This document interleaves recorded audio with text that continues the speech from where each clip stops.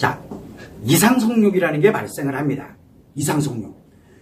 여자에게 외상 트라우마가 발생하면 이상성욕이 생깁니다. 왜 생길까요? 회복하고자 하는 힘 때문에 그래요. 회복하고자 하는 감정을 트라우마가 너무 강력하다 보니까 강력한 감정이 작용이 되다 보니까 이거를 위해서 성표현을 하게 되는 거예요. 그때 흔히 발생하는 게 이상성욕이에요. 즉 성욕이 아니라 섹스를 하고 싶은 욕구가 생기는 거예요. 그런데 이상성욕이 발생을 했어요.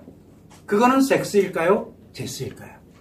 성욕이 생긴 거는 제스가 작용하기 때문에 성욕이 생긴 거예요. 이상성욕이.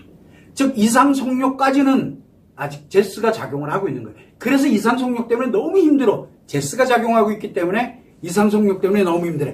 그런데 남자에게 또는 남편에게 또는 누군가에게 성표현을 합니다. 나 이것 때문에 섹스가 하고 싶어. 나 이거 좀 막 뭐 요구를 한다든가 뭐 한다든가 이런 식으로 막 가고 있어. 이렇게 되면 그때는 그 강력한 게 바로 뭘로 갑니까?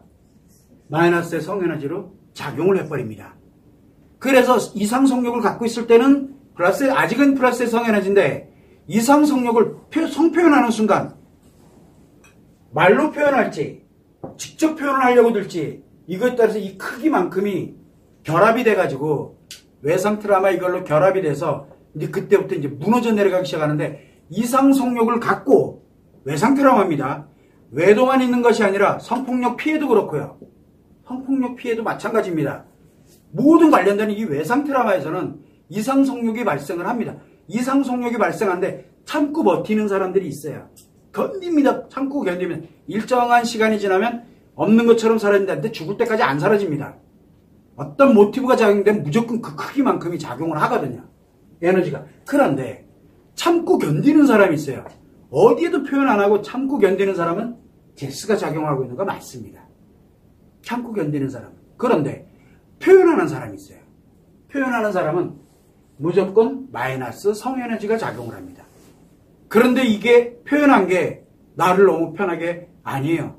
보통 보면 이상성욕은 뭘 가냐면 내가 이제 마이너스 성에너지가 작용을 했어. 이상성욕이라는 데가 표현을 했어. 그러면 수치스럽고 그거 끝나고 나면 내가 막 나를 용서 못하겠고 막 수치스럽고 죽을 것 같고 막 고통을 느껴. 왜? 제스로 다시 돌아간 거예요. 고통을 느끼고 있잖아요. 제스로 돌아간 섹스에서 제스로 돌아간 거예요. 근데 후련하고 너무 좋고 막 괜찮아졌어. 그래도 계속 나도 모르게 표현하게 되고 막 글로 막 가고 있어. 뭔 얘기예요? 마이너스 성에너지로 바로 전환을 해버렸다는 얘기예요.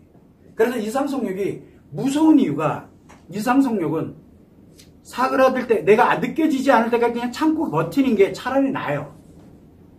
제스가 작용하고 있기 때문에. 설령 표현을 했다가도 고통을 느끼면서 수치스럽고 경험해 본 사람들은 알 거예요. 그래서 우리가 성폭력 피해를 당했다면 둘 중에 하나로 갑니다. 어떻게 갑니까? 고통을 감수하면서 버팁니다. 그리고 싫어. 섹스에 대해 굉장히 혐오주의자로 가면서 고통을 견딥니다. 그래도 그 트라우마가 안 사라집니다. 그게.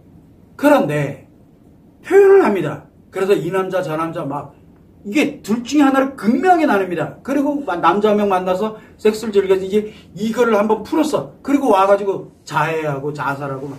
이 난리가 나는 이유가 왜 그러냐? 마이너스에서 다시 이 제스가 살아있을 때 나타나는 현상이거든요. 그게 제일 안타까워요. 왜 그 지경으로 갈 때까지 우리는 도와주지 못할까? 이것이 외상 트라우마에서 나타나는. 그래서 이상성욕이 발생한 건 제스가 작용하기 때문이고 이상성욕을 표현을 해가지고 거기서 편안함을 느끼고 한다면 무조건 표현을 하게 되면 마이너스인 바로 섹스가 작용하는 겁니다. 돌아와야 돼요. 제스로. 그러면 고통을 느낍니다. 그 점을 이제 참고를 하면 될 것 같고요.